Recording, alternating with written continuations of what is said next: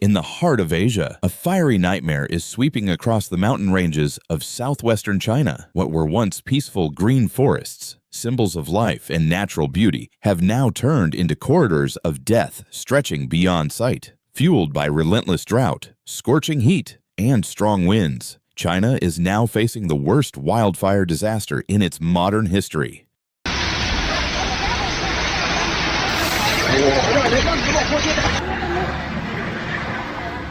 It all began with a single spark, faint, distant, seemingly harmless. But within hours, that spark grew into an uncontrollable wall of fire. The flames leapt across valleys, climbed mountainsides, and wiped out entire towns in the blink of an eye. Tens of thousands fled in panic, clutching their children, papers, and whatever was left of their lives. Behind them, their homes disappeared into thick black smoke.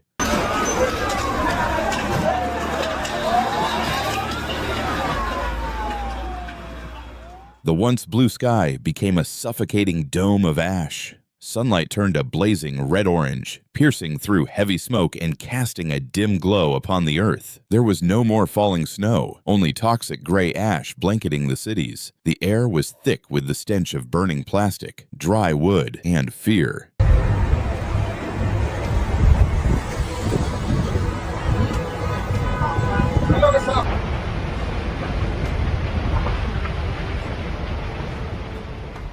The fire was no longer confined to forests. It swept into cities, crossed highways, and even jumped rivers. Provinces such as Yunnan, Sichuan, Guizhou, and southern Shanxi declared emergency lockdowns. Many areas were completely blacked out as high-voltage towers collapsed, substations caught fire, and vast regions fell into total darkness.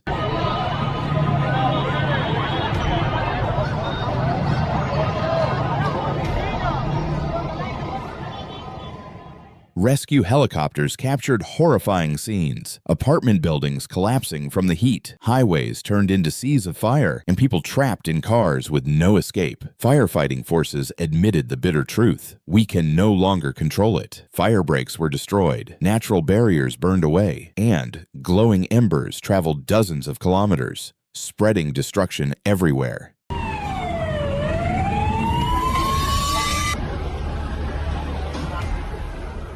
From across China, thousands of firefighters rushed toward the blaze. Red fire trucks stretched in endless lines through treacherous mountain roads, many convoys traveling for days. They worked nonstop, lacking water, oxygen, and hope. Drones recorded hot zones as large as entire towns burning simultaneously. The scale of devastation left even the most experienced firefighters stunned into silence. In small towns where aid could not arrive in time, residents were forced to save themselves. They formed human chains, passing buckets of water, sand, even soil, using wet blankets, metal lids, anything to fight the flames.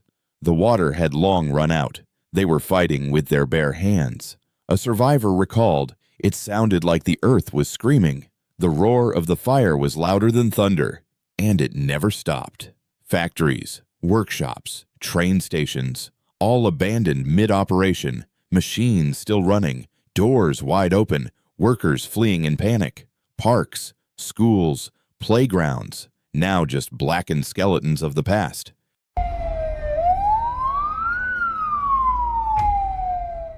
Medical workers, exhausted, set up outdoor field hospitals to treat burns, smoke inhalation, and injuries. Major hospitals were overwhelmed, emergency rooms packed, oxygen tanks shared, bandages and medicine nearly depleted. Meanwhile, communication systems began to fail.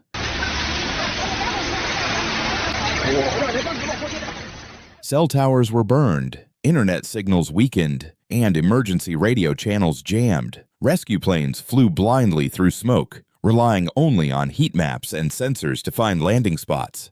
Parents wrote names and phone numbers on their children's arms, in case they were separated during evacuation. When night fell, the sky glowed blood red.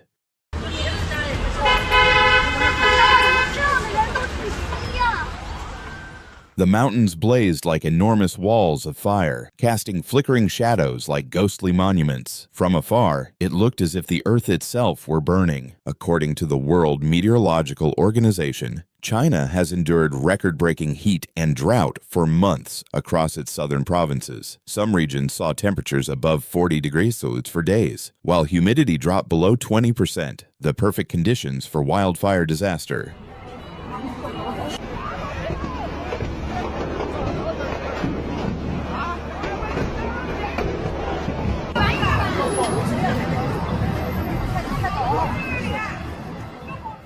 The United Nations Office for Disaster Risk Reduction warned that rapid urban expansion into forested regions, combined with poor fire preparedness, has multiplied the damage many times over. Forests that were once remote now border residential areas, leaving almost no safe buffer zones. And now, the consequences stretch far beyond China's borders. Satellite images show massive plumes of smoke drifting toward South Korea, Japan, and Taiwan. Air quality in many cities has fallen to dangerous levels, forcing residents indoors, wearing masks, and avoiding outdoor activity. Meanwhile, agriculture has suffered deeply. Thousands of hectares of farmland destroyed, livestock killed, and food supply chains broken.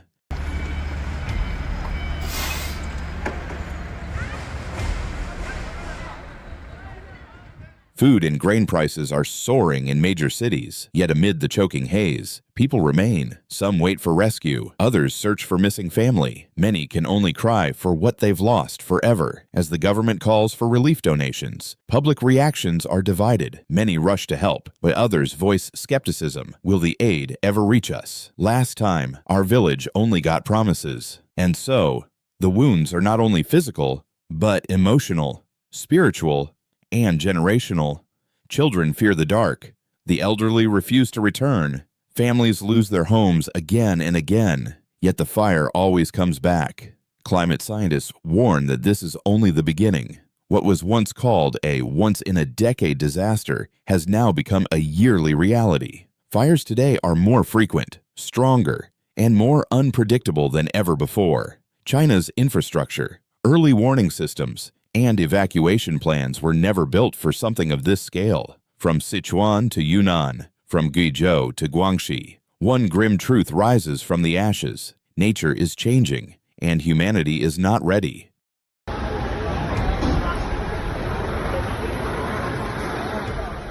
This is not just a wildfire, not just a national tragedy. It is a warning for all humankind. Thank you for watching Extreme Weather, where we analyze the planet's most violent natural phenomena. If you found this video helpful, please like, comment, and subscribe, and turn on notifications so you won't miss the latest updates. Some footage in this video is for illustrative purposes and may not reflect the full event. Stay tuned and stay safe.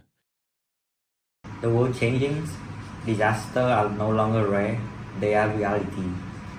You cannot predict the next earthquake, flood, or wildfire, but you can choose how ready you are.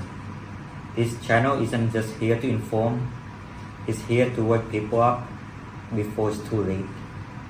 So if you're watching this now, take it as a sign. Don't just scroll, don't just watch. Subscribe, learn, and prepare, because awareness isn't fear, it's power.